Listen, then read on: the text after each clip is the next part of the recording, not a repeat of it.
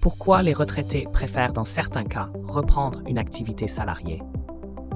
Au mois de juillet, l'INSEE a réalisé une analyse sur la situation des seniors sur le marché du travail en 2023, révélant que les seniors sont plus d'1 sur 10 à continuer de travailler après la retraite. Et pour la majorité, c'est le besoin de revenus complémentaires qui les motive. Plus d'explications dans nos prochains paragraphes. Des seniors de plus en plus actifs.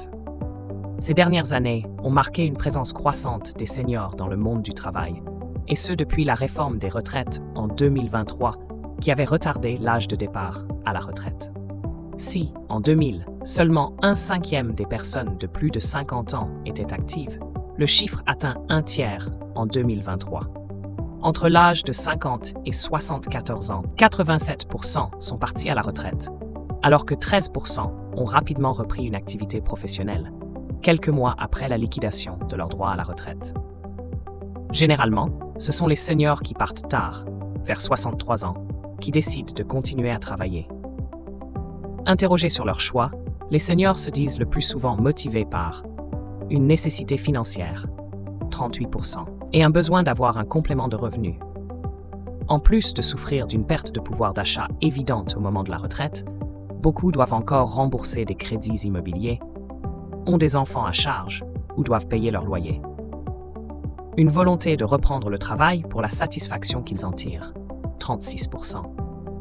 Généralement, ce sont les cadres et les indépendants qui énoncent cette motivation. Gagner 1,5 fois plus grâce à la retraite complémentaire Agirc-Arrco.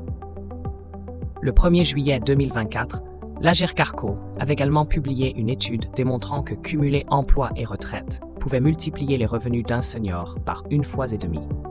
En 2022 notamment, ce sont 381 000 retraités de l'Agirc-Arrco qui ont pu profiter de ce gain.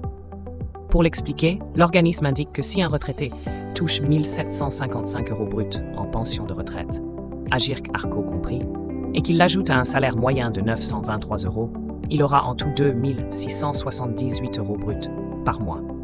Un gain financier non négligeable. L'employabilité des seniors, un sujet qui reste complexe. Malgré la bonne volonté de certains seniors à reprendre le travail, leur employabilité reste encore difficile. Les employeurs sont souvent réticents à les engager, par peur qu'ils ne coûtent trop cher ou qu'ils manquent de savoir-faire dans les nouvelles méthodes de travail. Autre critère, la gestion de la santé des seniors, qui inquiète 64% des dirigeants, principalement dans les secteurs les plus physiques.